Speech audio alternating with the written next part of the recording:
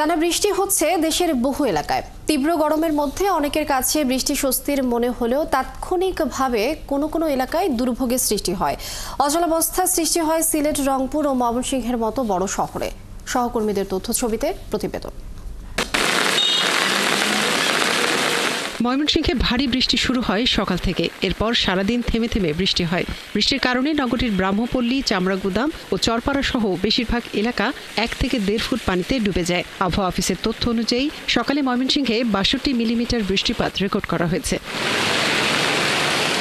শেরপুরের সবকটি নদ নদীতে হু হু করে বাড়ছে পানি। এরই মধ্যে জেলার নালিতাবাড়ির চেল্লাখালী নদীর পানি বেড়ে বিপদসীমার 106 সেন্টিমিটার ওপর দিয়ে প্রবাহিত হচ্ছে, যা সোমবার রাত 10টার পর ছিল 39 সেন্টিমিটার ওপরে।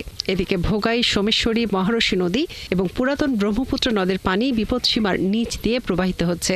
জেলার 80%-এরও বেশি জমির ধান কাটা হয়ে গেছে। দ্রুত বাকি জমির ধান কাটার পরামর্শ দিচ্ছে কৃষি বিভাগ।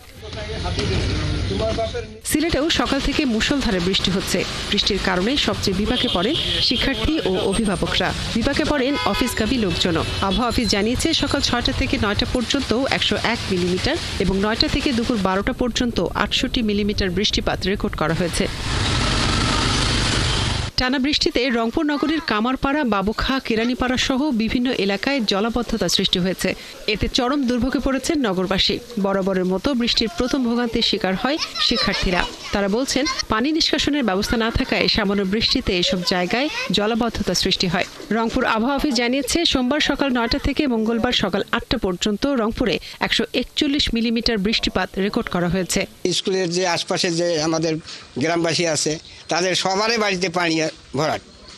এই অবস্থায় দুর্ভোগের মধ্যে পড়িয়েছে। রাস্তার উপরে পানি চলছে, নিষ্কাশন ঠিক নাই, ড্রেনের সমস্যা আছে বেশি। একদিনের বৃষ্টিতে গাইবান্ধা পৌর এলাকার অধিকাংশ পাড়া, মহল্লা এমনকি শহরের প্রাণকেন্দ্রে 1 থেকে 1.5 ফুট পানি জমে গেছে। পৌর এলাকার মুন্সিপাড়া, স্কুল লেন, পুরাতন হাসপাতাল সড়ক, মধ্যপাড়া, কাচারি বাজার, ডিসি অফিস ও এসপি অফিসের সামনে জলাবদ্ধতার সৃষ্টি হয়েছে। মনিরা কাজুরি, 71।